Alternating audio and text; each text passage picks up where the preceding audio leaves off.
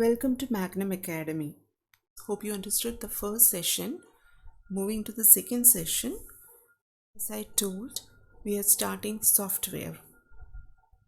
നിങ്ങൾക്ക് എല്ലാവർക്കും അറിയാം, ഒരു കമ്പ്യൂട്ടറിന് ഒറ്റക്ക് ഒന്നും ചെയ്യാൻ കഴിയില്ല.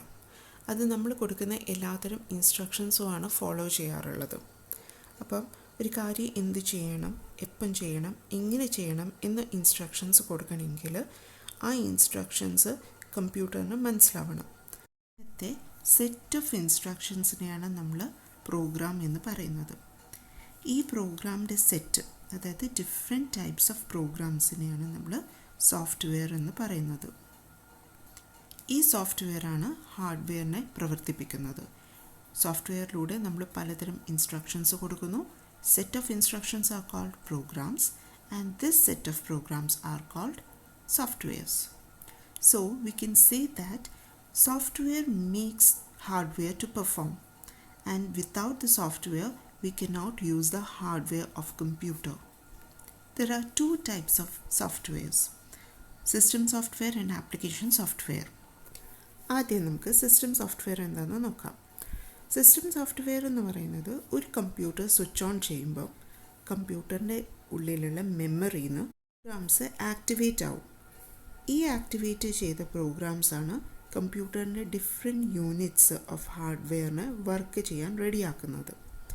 അപ്പോൾ സെറ്റ് ഓഫ് പ്രോഗ്രാംസ് കമ്പ്യൂട്ടറിന് വർക്ക് ചെയ്യാൻ സഹായിക്കുന്ന സെറ്റ് ഓഫ് പ്രോഗ്രാംസ്, അതിനെ കൺട്രോൾ ചെയ്യുന്ന, അതിനെ റണ്ണിങ് ചെയ്യുന്ന, അതിൻ്റെ ഓപ്പറേഷൻസ് മാനേജ് ചെയ്യുന്ന types of set of programs ഉണ്ട്.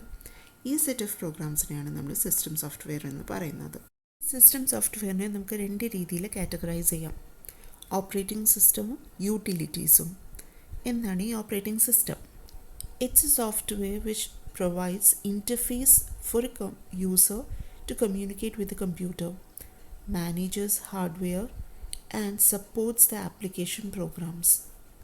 അതായത് ഒരു യൂസറിന് കമ്പ്യൂട്ടറിനോട് കമ്മ്യൂണിക്കേറ്റ് ചെയ്യാനും അത് കമ്പ്യൂട്ടറിൻ്റെ ഹാർഡ്വെയർസിനൊക്കെ മാനേജ് ചെയ്യാനും, അതുകൂടാതെ ഓപ്പറേറ്റിംഗ് സിസ്റ്റം യൂസ് ചെയ്യുന്നത് ഇത് സപ്പോർട്ട് ചെയ്യാൻ, അതായത് ഡേറ്റ ഫയൽസൊക്കെ മെയിൻറ്റെയിൻ ചെയ്യാനും ആപ്ലിക്കേഷൻസൊക്കെ സപ്പോർട്ട് ചെയ്യാനുമാണ് നമ്മൾ ഓപ്പറേറ്റിംഗ് സിസ്റ്റം സാധാരണ യൂസ് ചെയ്യൽ.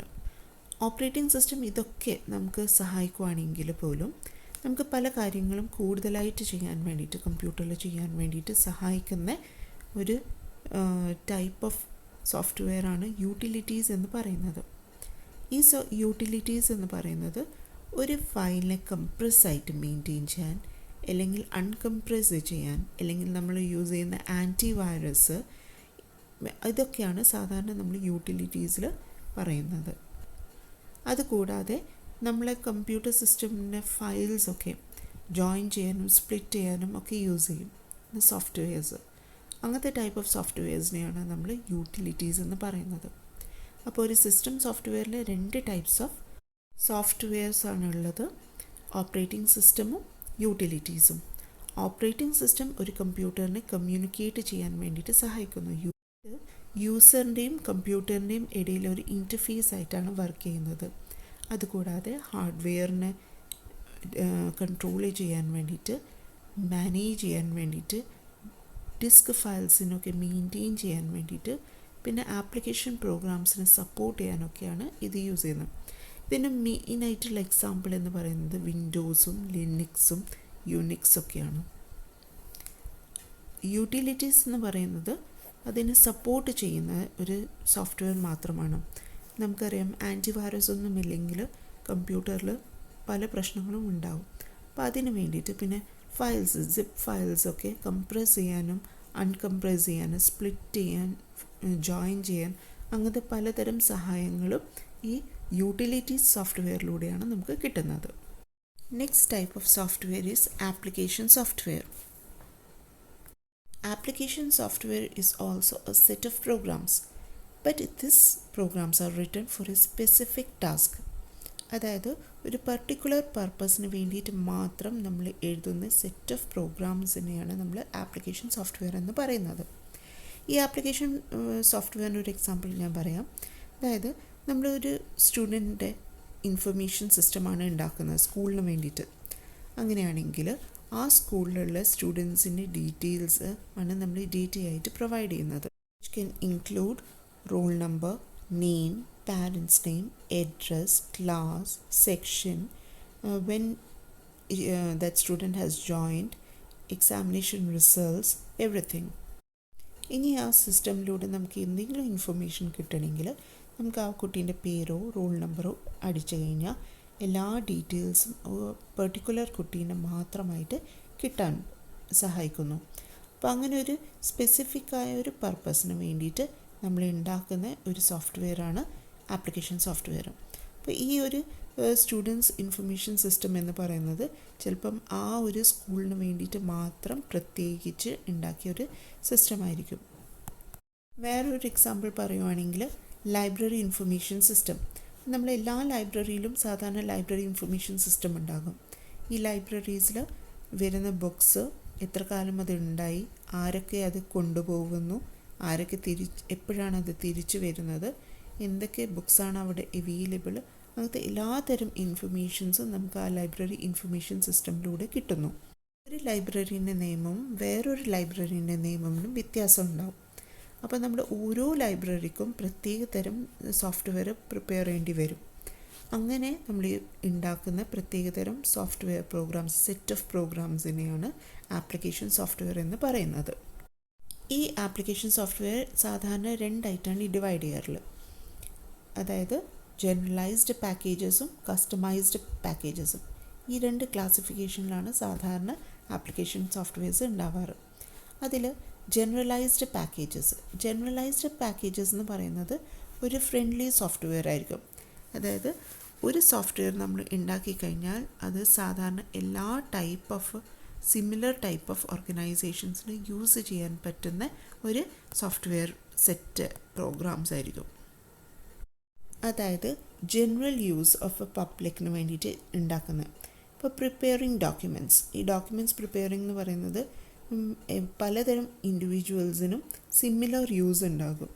അപ്പോൾ ആ സിമിലർ യൂസിന് വേണ്ടിയിട്ട് നമ്മൾ ഉണ്ടാക്കുന്ന ഒരു പ്രത്യേകം പാക്കേജ്. അല്ലെങ്കിൽ ഡ്രോയിങ് പിക്ചേഴ്സിൽ എല്ലാവരും ഡ്രോ ചെയ്യുന്നത് വേറെ വേറെ രീതിയിലായിരിക്കും. പക്ഷെ ഇവരെല്ലാം യൂസ് ചെയ്യുന്ന സിമിലർ ടൈപ്സ് ഓഫ് ടൂൾസ് ആയിരിക്കും. അല്ലെങ്കിൽ എല്ലാ തരം ടൂൾസും അവൈലബിളായ സിമിലർ ടൈപ്പ് ഓഫ് ഒരു പാക്കേജ്. അങ്ങനത്തെ പാക്കേജസിനെയാണ് നമ്മൾ ജനറലൈസ്ഡ് പാക്കേജ് എന്ന് പറയുന്നത്. അപ്പോൾ ഈ സിമിലർ ടൈപ്പ് ഓഫ് സോഫ്റ്റ്വെയർസാണ് ഇവിടെ നമ്മൾ എല്ലാ ഇൻഡിവിജ്വൽസും യൂസ് ചെയ്യുന്നത്. ജനറൽ പാക്കേജസിനെ ഡിഫറെൻറ്റ് ടൈപ്സ് പറയുവാണെങ്കിൽ ഒന്നാണ് word processing software. Word processing സോഫ്റ്റ്വെയറിൽ നമുക്കറിയാം MS വേർഡൊക്കെ. നമ്മൾ എത്രയോ ആൾക്കാർ MS വേർഡ് യൂസ് ചെയ്യുന്നു. ഈ MS വേർഡിൻ്റെ ഒരേ ഫെസിലിറ്റീസാണ് ജനറലൈസ് ആയിട്ട് എല്ലാവരും യൂസ് ചെയ്യുന്നത്. അതേപോലെ spread sheets, MS Excel, lotus എല്ലാം പോലെ. MS Excel എല്ലാവരും കണ്ടിട്ടുണ്ടാവും. അതായത് അതിൽ വരുന്ന സ്പ്രെഡ് ഷീറ്റ്സാണ്.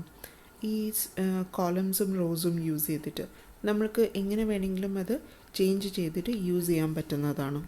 പിന്നെ പവർ പോയിൻറ്റിന് യൂസ് ചെയ്യുന്ന MS പവർ പോയിൻറ്റ്, അല്ലെങ്കിൽ ഓപ്പൺ ഓഫീസ് എന്ന് പറയും, അല്ലെങ്കിൽ പ്രസൻറ്റേഷൻ ഗ്രാഫിക്സ് ഉണ്ട്. അപ്പോൾ ഇതൊക്കെ നമ്മൾ പ്രസൻറ്റേഷന് യൂസ് ചെയ്യുന്ന സോഫ്റ്റ്വെയർസാണ്. പിന്നെ വരുന്നത് ഡാറ്റാ ബേസ് മാനേജ്മെൻറ്റ് സിസ്റ്റമാണ്. ഇത് ഡാറ്റാ ബേസിനെ മാനേജ് ചെയ്യാൻ വേണ്ടിയിട്ട് യൂസ് ചെയ്യുന്ന സിസ്റ്റം. ആ സിസ്റ്റമിൽ വരുന്നതാണ് MS SQL server, Oracle, MS access ഒക്കെ. പിന്നെ വരുന്നതാണ് ഗ്രാഫിക് ടൂൾസിൽ വരുന്നതാണ് എഡോബ് ഫോട്ടോഷോപ്പ് ഒക്കെ. ഈ ഗ്രാഫിക്സിന് വേണ്ടിയിട്ട് യൂസ് ചെയ്യുന്ന പെയിൻറ്റ്, ഷോപ്പ് പ്രോ, അങ്ങനത്തെ പലതരം softwares. All these are generalised packages. അതായത് എല്ലാവർക്കും ഒരേ രീതിയിൽ യൂസ് ചെയ്യാൻ പറ്റുന്ന ഒരേ സോഫ്റ്റ്വെയറാണ് അവൈലബിൾ. ആ സോഫ്റ്റ്വെയർ എല്ലാവരും യൂസ് ചെയ്യുന്നു. രണ്ടാമത്തെ ടൈപ്പാണ് കസ്റ്റമൈസ്ഡ് പാക്കേജസ്. കസ്റ്റമൈസ്ഡ് പാക്കേജസ് എന്ന് പറയുമ്പോൾ തന്നെ നമുക്ക് മനസ്സിലാവുന്നു കസ്റ്റമൈസ്ഡ് ആയിരിക്കും. അതായത് ഒരു സ്പെസിഫിക് റിക്വയർമെൻറ്റിന് വേണ്ടിയിട്ട് നമ്മൾ ഉണ്ടാക്കുന്ന സോഫ്റ്റ്വെയർ. അതൊരു പെർട്ടിക്കുലർ ഓർഗനൈസേഷനോ ഇൻസ്റ്റിറ്റ്യൂഷനോ കമ്പനീസിനോ വേണ്ടിയിട്ട് ഉണ്ടാക്കുന്നതായിരിക്കും. ഈ പാക്കേജസ് സാധാരണ നമ്മൾ ഡെവലപ്പ് ചെയ്തെടുക്കുന്നത് high level computer language use ചെയ്തിട്ടാണ്. എന്താണ് ഈ ഹൈ ലെവൽ ലാംഗ്വേജ് അറിയണമെങ്കിൽ ആദ്യം നമ്മൾ കമ്പ്യൂട്ടർ ലാംഗ്വേജസ് എന്താണെന്ന് നോക്കണം. Language is A means of communication. അതായത് നമ്മളൊരു കമ്മ്യൂണിക്കേഷൻ ചെയ്യാൻ വേണ്ടിയിട്ട് യൂസ് ചെയ്യുന്ന ഒരു വഴിയാണ് ലാംഗ്വേജ് എന്ന് പറയുന്നത്. പക്ഷെ നമുക്കെല്ലാവർക്കും അറിയാം ഒരു കമ്പ്യൂട്ടറിന് ഹ്യൂമൻ ലാംഗ്വേജ് അണ്ടർസ്റ്റാൻഡ് ചെയ്യാൻ പറ്റില്ല എന്ന്. So there should be A language which can interface in between the user and the machine. ആ ലാംഗ്വേജിന് ഒരു റൂൾസ് ഉണ്ട്. നമ്മളതെങ്ങനെ പ്രൊനൗൺസ് ചെയ്യണം, ഇങ്ങനെ പറയണം, ഇങ്ങനെ എഴുതണം എന്നൊക്കെ. ഇംഗ്ലീഷിനുണ്ട്, ഹിന്ദിയിനുണ്ട്. അതേപോലെ നമ്മൾ കമ്പ്യൂട്ടർ ലാംഗ്വേജിനും ഒരു റൂൾസ് ഉണ്ട്. ഈ റൂൾസ് അനുസരിച്ചിട്ടാണ് നമ്മൾ കമ്പ്യൂട്ടറിൽ ലാംഗ്വേജ് അല്ലെങ്കിൽ കമ്പ്യൂട്ടറിൽ ഫീഡ് ചെയ്യുന്നത്. ആ റൂൾസിനെ ആണ് നമ്മൾ സിൻടാക്സ് എന്ന് പറയുന്നത്. That means syntax is A rules of the language written in the computer. According to the syntax only, the communicator or user can communicate with the computer system. There are two types of languages: low-level language, high-level language. See what is low-level language. Low-level language എന്ന് പറയുന്നത് മെഷീനെ പെട്ടെന്ന് തന്നെ മനസ്സിലാവുന്ന രീതിയിലുള്ള ഒരു ലാംഗ്വേജാണ്. അതിൽ രണ്ട് തരമുണ്ട്: മെഷീൻ ലാംഗ്വേജും അസംബ്ലി ലാംഗ്വേജും. മെഷീൻ ലാംഗ്വേജ് എന്ന് പറഞ്ഞു കഴിഞ്ഞാൽ 0-1 എന്ന് പറയുന്ന ബൈനറി ഡിജിറ്റ്സ് യൂസ് ചെയ്തിട്ട് നമ്മൾ കമ്പ്യൂട്ടറിന് ഇൻസ്ട്രക്ഷൻസ് കൊടുക്കുന്നതിനാണ് നമ്മൾ മെഷീൻ ലാംഗ്വേജ് എന്ന് പറയുന്നത്. But this language is very difficult to program or understand. Next is assembly language. Assembly language is better than machine language. Assembly ലാംഗ്വേജിൽ നമ്മൾ ചെയ്യുന്നത് 0-1 സബ്സ്റ്റിറ്റ്യൂട്ട് ചെയ്യുവാണ് സിംബോളിക് കോഡ്സ് വെച്ചിട്ട്. ഈ സിംബോളിക് കോഡ്സ് കൊണ്ട് നമുക്ക് ബെറ്ററായിട്ട് പ്രോഗ്രാമിംഗ് സ്ട്രക്ചർ ചെയ്യാൻ പറ്റും. ഇത് മെഷീൻ ലാംഗ്വേജിനെ കമ്പയർ ചെയ്യുമ്പോൾ കുറച്ചും കൂടെ സിമ്പിളും ലെസ് ടൈം കൺസ്യൂമിങ്ങുമാണ്. പിന്നെ ഇതിലുണ്ടാവുന്ന എറേഴ്സൊക്കെ നമുക്ക് പെട്ടെന്ന് ലൊക്കേറ്റ് ചെയ്യാൻ പറ്റും. അപ്പോൾ മെഷീൻ ഇൻഡിപെൻഡൻ്റ് ആണത്. അതുകൊണ്ട് തന്നെ മെഷീൻ്റെ പറ്റിയിട്ടുള്ള എല്ലാ തരം നോളേജും ഒരു പ്രോഗ്രാമറിന് ഉണ്ടായിരിക്കണം. അത് ഏത് മെഷീനിലാണ് ഇത് റൺ ചെയ്യാൻ പോകുന്നത് എന്ന് കൃത്യമായി അറിഞ്ഞാൽ മാത്രമേ അവർക്കത് പ്രോഗ്രാം റൺ ചെയ്യാൻ പറ്റുള്ളൂ. ആണ് നമ്മൾ ലോ ലെവൽ ലാംഗ്വേജ്. ഈ ലോ ലെവൽ ലാംഗ്വേജിൽ നമ്മൾ മെഷീൻ ലാംഗ്വേജും അസംബ്ലി ലാംഗ്വേജുമാണ് നോക്കിയിരിക്കുന്നത്. Next is high level language. In high level language the user need not want extensive knowledge of the hardware. അതായത് ലോ ലെവൽ ലാംഗ്വേജ് ഒരു പ്രോഗ്രാമിംഗ് എന്ന് പറയുന്നത് ഫുള്ളി മെഷീനെ ഡിപ്പെൻഡൻ്റ് ആണ്. പക്ഷേ ഹൈ ലെവൽ ലാംഗ്വേജിൽ അങ്ങനത്തെ ഒരു പ്രശ്നവുമില്ല. അത് എല്ലാതരം ലിമിറ്റേഷൻസും ഒഴിവാക്കിക്കൊണ്ട് വന്നിരിക്കുന്നതാണ് ഹൈ ലെവൽ ലാംഗ്വേജ്.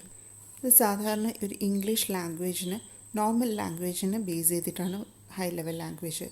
അത് computer ഇൻഡിപെൻഡൻറ്റുമാണ്.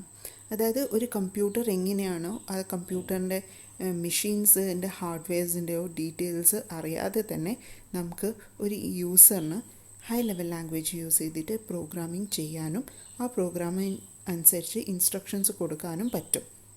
So we can say that high level language is independent to the computer and low level language is dependent to the computer. കുറേ type of high level languages ഉണ്ട്.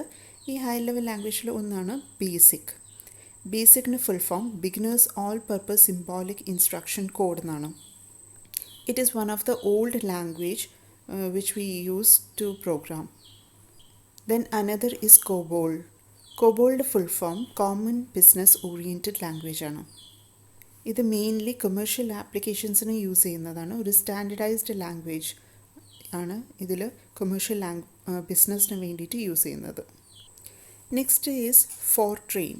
ഫോർട്രെയിൻ്റെ full form formula translation എന്നാണ്. ഇത് മാത്തമാറ്റിക്കലും scientific പ്രോബ്ലംസിനെ develop ചെയ്യാൻ വേണ്ടിയിട്ട് use ചെയ്യുന്ന ഒരു programming ലാംഗ്വേജാണ്. പിന്നെ ഉള്ളത് സി ആണ്. C is a structured programming language. സീനെ നമ്മൾ ഓൾ പർപ്പസ് ലാംഗ്വേജ് എന്നാണ് പറയുന്നത്. അതായത് മെയിൻലി എല്ലാത്തരം പർപ്പസിന് വേണ്ടിയിട്ട് യൂസ് ചെയ്യാം. അത് സയൻറ്റിഫിക് ആപ്ലിക്കേഷൻ ആയാലും കൊമേഴ്ഷ്യൽ ആപ്ലിക്കേഷൻ ആയാലും പിന്നെ ഗെയിമിങ്ങിന് വേണ്ടിയിട്ടോ ഒക്കെ നമുക്ക് യൂസ് ചെയ്യാൻ പറ്റുന്നതാണ് സി. പിന്നെ സിനേക്കാളും അഡ്വാൻസ്ഡ് ആണ് C++. അതായത് popular objective oriented programming language for general purpose. അതായത് ഇതും ജനറൽ പർപ്പസ് പ്രോഗ്രാമിംഗ് ലാംഗ്വേജാണ്. സിൻ്റെക്കാളും അഡ്വാൻസ്ഡ് ലെവലാണ് C++. അപ്പോൾ ഹൈ ലെവൽ ലാംഗ്വേജിൽ ബേസിക്, കോബോൾ, ഫോർട്രെയിൻ, C++ ആണ് സാധാരണ യൂസ് ചെയ്യുന്ന languages. Moving to next topic, compiler and assembler. As we know, computer does not understand the high level language and it is not a machine dependent, that is, it is independent to the machine. So we have to provide some language which can machine understand or computer can understand. അതായത് നമ്മൾ high level language use ചെയ്തിട്ട് programming ചെയ്ത് കഴിഞ്ഞാൽ അത് direct കമ്പ്യൂട്ടറിൽ ഇടുകയും ആ കമ്പ്യൂട്ടറിന് അത് മനസ്സിലാക്കി ഇൻസ്ട്രക്ഷൻസ് ഫോളോ ചെയ്യാനും ബുദ്ധിമുട്ടാണ്. അതിൻ്റെ ഒരു കാരണം എന്ന് പറയുന്നത് അതൊരു മെഷീൻ ഇൻഡിപെൻഡൻ്റ് ആയ ഒരു ലാംഗ്വേജാണ് ഹൈ ലെവൽ ലാംഗ്വേജ്. ഈ high level language machine independent എന്ന് പറയാൻ കാരണം അത് ഇംഗ്ലീഷ് ലാംഗ്വേജിൻ്റെ സിൻടാക്സ് യൂസ് ചെയ്തിട്ടാണ് നമ്മൾ പ്രോഗ്രാമിംഗ് ചെയ്യുന്നത്. ഇനി മെഷീൻ ലെവൽ ലാംഗ്വേജ് നമ്മൾ നോക്കുകയാണെങ്കിൽ അതിൽ അസംബ്ലി ലാംഗ്വേജ് ആയാലും പല നിമോണിക്സ് യൂസ് ചെയ്തിട്ടാണ് ചെയ്യുന്നത്. അതായത് പല ഡയഗ്രാംസും സിമ്പിൾസും യൂസ് ചെയ്തിട്ടാണ് അത് ചെയ്യുന്നത്. ആ ഇൻസ്ട്രക്ഷൻസും ഡയറക്റ്റ്ലി മെഷീനെ ചിലപ്പോൾ അണ്ടർസ്റ്റാൻഡ് ചെയ്യാൻ പറ്റില്ല എന്ന് വരും. അതിന് വേണ്ടിയിട്ടാണ് നമ്മൾ കമ്പൈലർ ആൻഡ് അസംബ്ലർ യൂസ് ചെയ്യുന്നത്. Both this compiler and assembler is required to convert the instructions into machine language. അതായത് നമ്മൾ കമ്പൈലറും അസംബ്ലറും യൂസ് ചെയ്യുന്നത് ഹൈ ലെവൽ ലാംഗ്വേജോ അല്ലെങ്കിൽ അസംബ്ലി ലാംഗ്വേജോ മനസ്സിലാവാത്തത് മെഷീൻ ലാംഗ്വേജിലേക്ക് ട്രാൻസ്ലേറ്റ് ചെയ്യാൻ വേണ്ടിയിട്ടാണ് അല്ലെങ്കിൽ കൺവേർട്ട് ചെയ്യാൻ വേണ്ടിയിട്ടാണ്. അപ്പോൾ കമ്പൈലർ എന്താണ്? കമ്പൈലർ എന്ന് പറയുന്നത് ഒരു സോഫ്റ്റ്വെയർ ആണ്. അതും ഒരു സോഫ്റ്റ്വെയർ ആണ്. അതായത് സെറ്റ് ഓഫ് പ്രോഗ്രാംസ്. ഈ set of programs high level ലാംഗ്വേജിനെ ട്രാൻസ്ലേറ്റ് ചെയ്യുകയും അതിനെ ഒരു മെഷീൻ ലാംഗ്വേജിലേക്ക് മാറ്റുകയും ചെയ്യുന്നു. ഒരു മെഷീൻ ലെവൽ ലാംഗ്വേജ് ആക്കി മാറ്റുകയും ചെയ്യുന്നു. അതിനെയാണ് നമ്മൾ കമ്പൈലർ എന്ന് പറയുന്നത്. അപ്പോൾ കമ്പൈലർ എന്ന് പറയുന്നത് ഒരു സോഫ്റ്റ്വെയർ ആണ്. അത് സെറ്റ് ഓഫ് പ്രോഗ്രാംസ് ആണ്.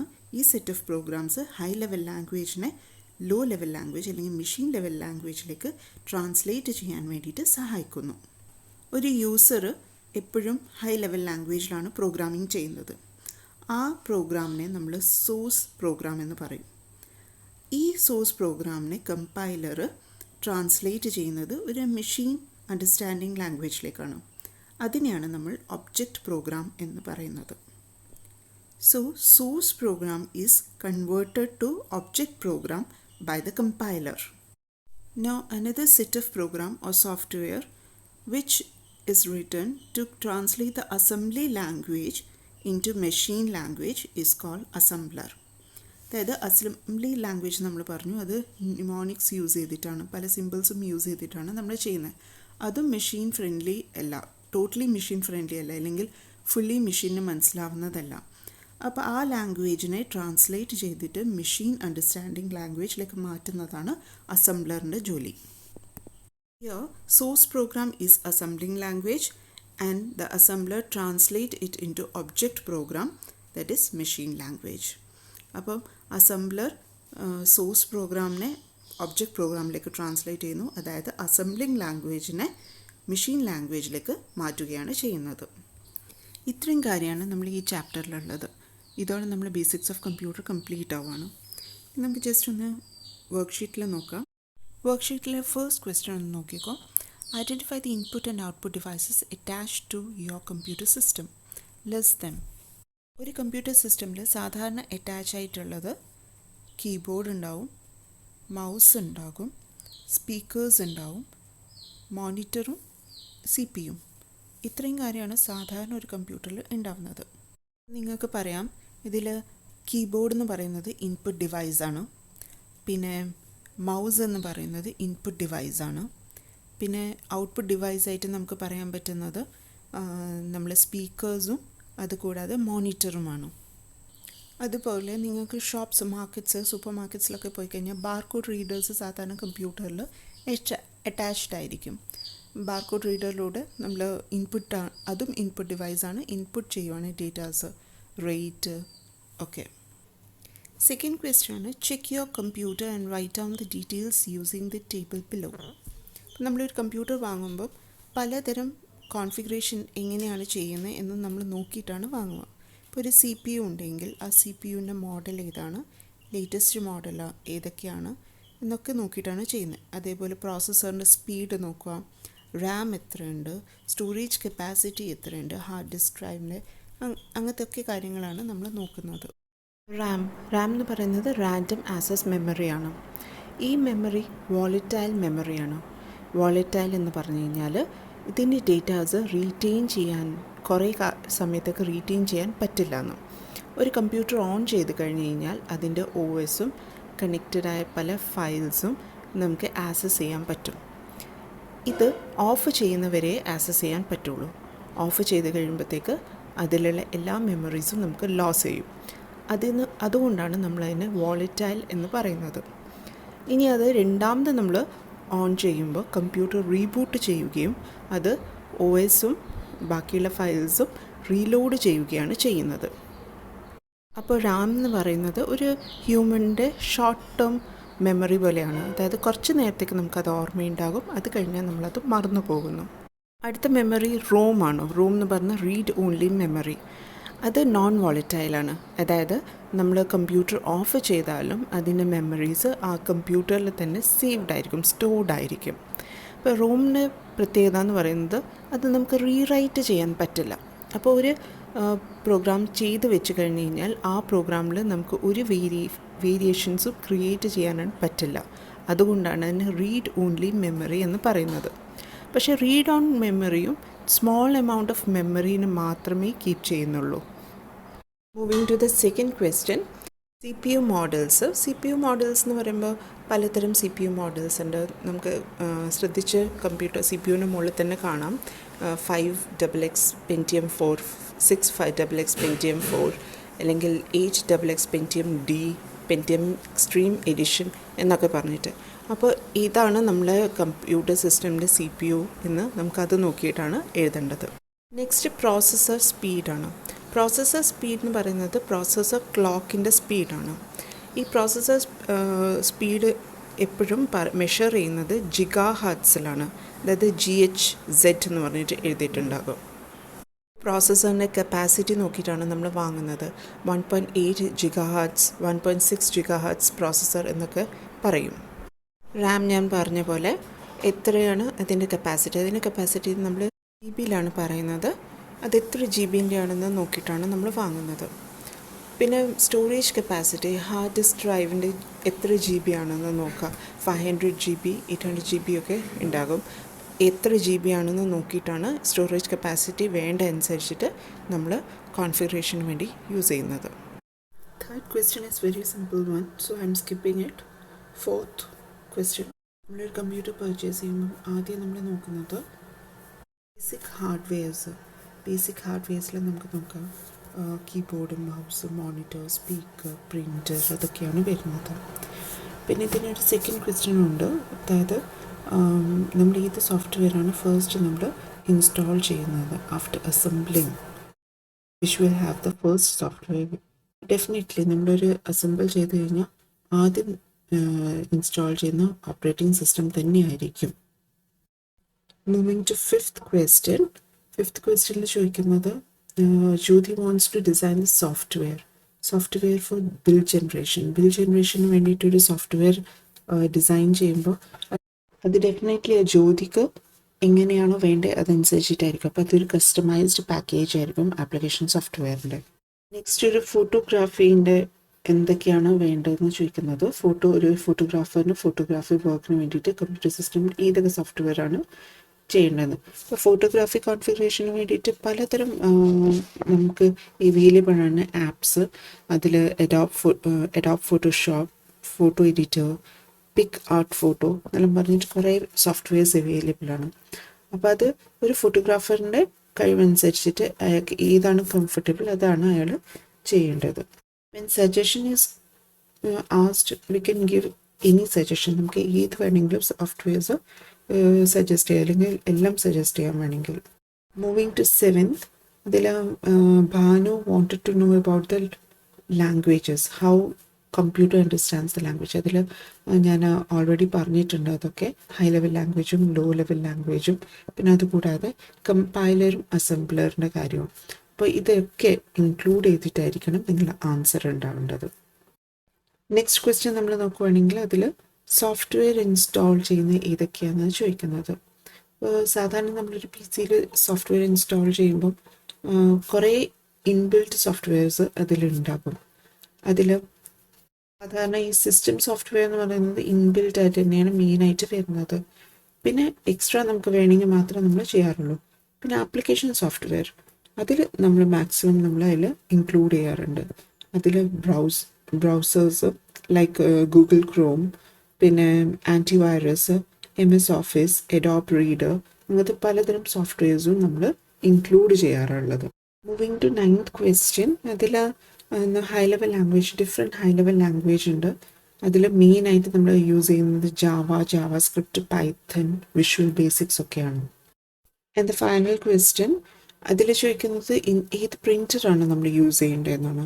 ഇപ്പോൾ സാധാരണ ഒരു PCക്ക്, അതായത് നമ്മൾ സെൽഫ് യൂസിങ് പേഴ്സണൽ കമ്പ്യൂട്ടറിന് നമ്മൾ കൂടെ എപ്പോഴും പ്രിൻ്റർ യൂസ് ചെയ്യുന്നത് ഇങ്ക്ജെറ്റും ലേസർ പ്രിൻ്റേഴ്സുമാണ്. അപ്പോൾ അതിന് കുറേ ബ്രാൻഡ്സ് അവൈലബിൾ ആണ്, കാനൺ, HP, എപ്സൺ, സാംസങ് എന്നെല്ലാം പറഞ്ഞിട്ട്. അപ്പോൾ ഇതിൽ നമ്മൾ ഏതെങ്കിലും ഒരു പ്രിൻ്റർ ആയിരിക്കും എപ്പോഴും സെലക്ട്. ഇതിൻ്റെ ഓരോ ബെനിഫിറ്റ്സ്, ഓരോ ബ്രാൻഡ് തരുന്ന പലതരം പാക്കേജസ് ഏതൊക്കെയാണ്, ഒരു പ്രിൻ്ററിൽ എന്തൊക്കെ ഫെസിലിറ്റീസ് ഉണ്ട്, അതനുസരിച്ചിട്ടായിരിക്കും നമ്മൾ ചോയ്സ് ഉണ്ടാവുന്നത്. Thank you for cooperating with me.